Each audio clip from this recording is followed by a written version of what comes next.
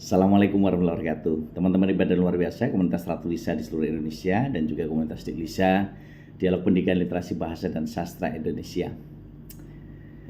Alhamdulillah, baru saja tadi ada diskusi menarik terkait dengan pragmatik.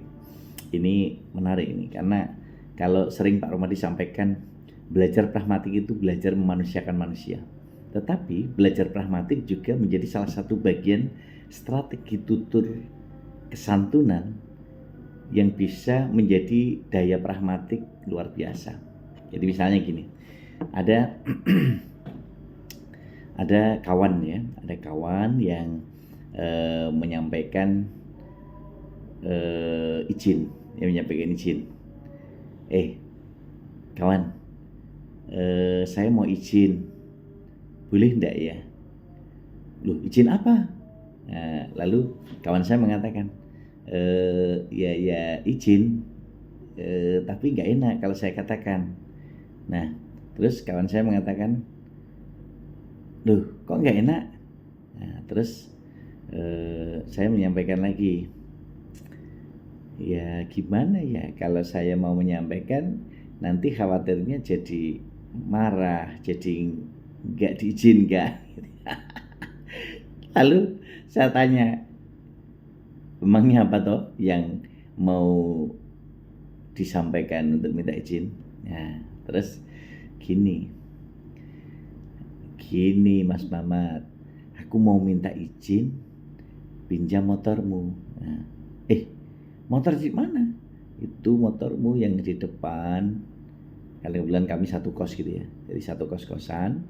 Nah, satu kos itu kan motornya ditaruh di garasi depan itu ya, di teras gitu. Nah, terus teman saya menyampaikan lagi, oh itu ya sudah pakai gitu ya, pakai aja seperti biasa.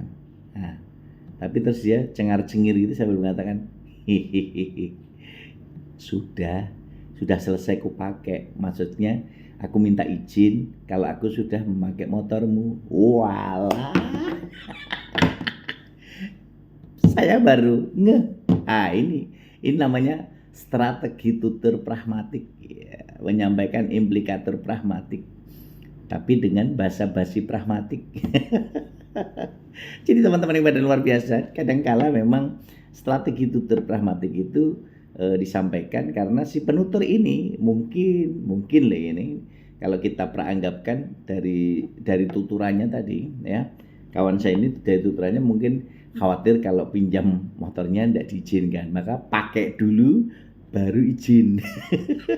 Itu namanya strategi tutur pragmatik, tapi itu ya berarti tidak izin gitu ya, tidak izin. Jadi lebih baik tetap izin. Meskipun teman sendiri, sahabat sendiri harus tetap izin karena ini bagian dari hak ya dan kepemilikan, sehingga nanti kalau misalnya dikhawatirkan ini tidak ditemukan ya, tentu ini menjadi menarik untuk kita kaji secara efektif dalam pembelajaran pragmatik ya.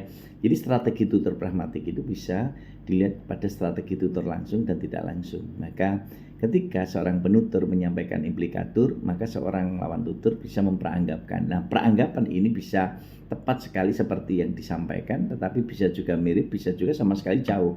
Namun demikian, ini akan berbeda ketika penutur dan lawan tutur ini memiliki background knowledge yang sama. Maka disinilah kekuatan sinergisitas yang harus dibangun ketika seorang penutur dan lawan tutur ini memahami tuturan dan konteks tuturan. Maka selalu Pak Romadi katakan, belajar pragmatik itu belajar memanusiakan manusia, belajar pragmatik berarti belajar menghargai orang lain, belajar pragmatik berarti belajar menghormati orang lain. Nah, disinilah kekuatan atau daya pragmatik, daya persuasif dari sebuah tindak tutur pragmatik itu menjadi kekuatan yang disampaikan seorang penutur melalui implikatornya dengan strategi tutur, dengan prinsip kesantunan, dengan prinsip kerjasama untuk bisa diperanggapkan oleh lawan tuturnya atau partisipan sehingga sesuai yang diharapkan. Jadi strategi tutur ini menjadi salah satu bagian upaya strategi untuk menyampaikan tujuan tuturan tanpa menyakiti tapi tetap menghargai,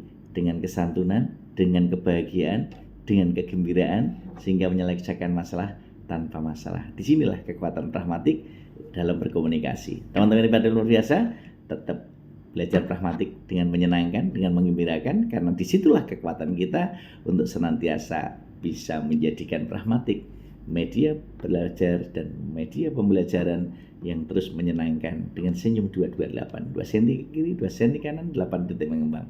Karena itu bagian upaya kita untuk terus meyakinkan orang lain, menyenangkan orang lain, dan terus berliterasi dengan Ratu Lisa, rajin menulis dan membaca. Baca untuk menulis dan menulislah untuk dibaca umat sepanjang hayat.